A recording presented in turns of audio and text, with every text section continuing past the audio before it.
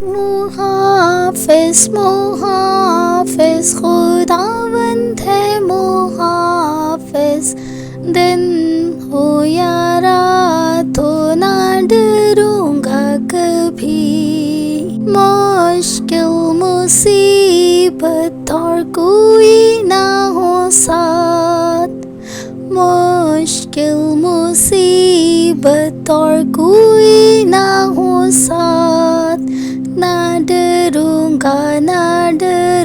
گا خداوند ہوگا ساتھ، نہ ڈروں گا خداوند ہوگا ساتھ، محافظ محافظ خداوند ہے محافظ، دن ہو یا رات ہو نہ ڈروں گا کبھی، تنہا اکیلا جب ہوں میں اداس، تنہا اکیلا جب ہوں میں اداس، نہ ڈروں گا خداوند ہوگا ساتھ، نہ ڈروں گا خداوند ہوگا ساتھ۔ اسی کے بابرکت نام میں آپ سب کی سلامتی ہو، خدا کا شکر ہو آج کے اس نئے دن کے لیے جو اس نے ہماری زندگیوں میں بخش دیا۔ سو ہم اپنے دن کا آغاز خدا کے کلام سے کریں گے تاکہ ہمارا سارا دن اچھا گزرے اور بابرکت رہے، نہ صرف ہمارے لیے بلکہ ہمارے خاندانوں کے لیے بھی۔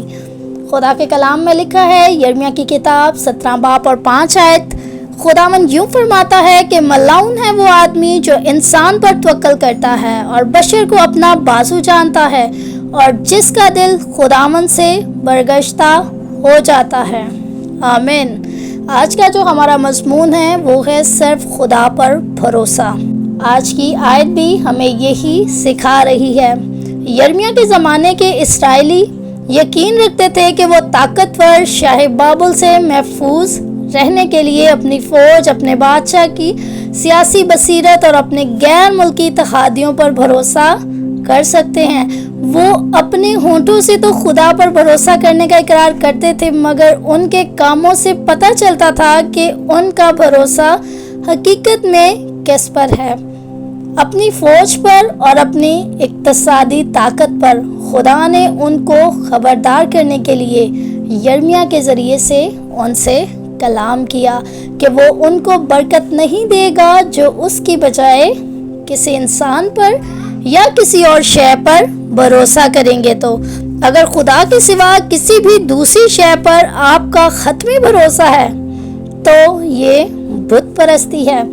آپ یہ کیسے جان سکتے ہیں کہ کلی طور پر آپ خدا پر بھروسہ نہیں رکھتے؟ اپنے آپ سے یہ سوالات پوچھیں۔ جب مجھے مشکل حالات کا سامنا ہوتا ہے تو میں کس کی طرف متوجہ ہوتا ہوں؟ جب میں دکھی ہوتا ہوں اور مجھے خوف دباتا ہے تو میں کس کے پاس جاتا ہوں؟ جب میں مالی طور پر مشکل میں ہوتا ہوں تو سب سے پہلے کس کو بتانا چاہتا ہوں؟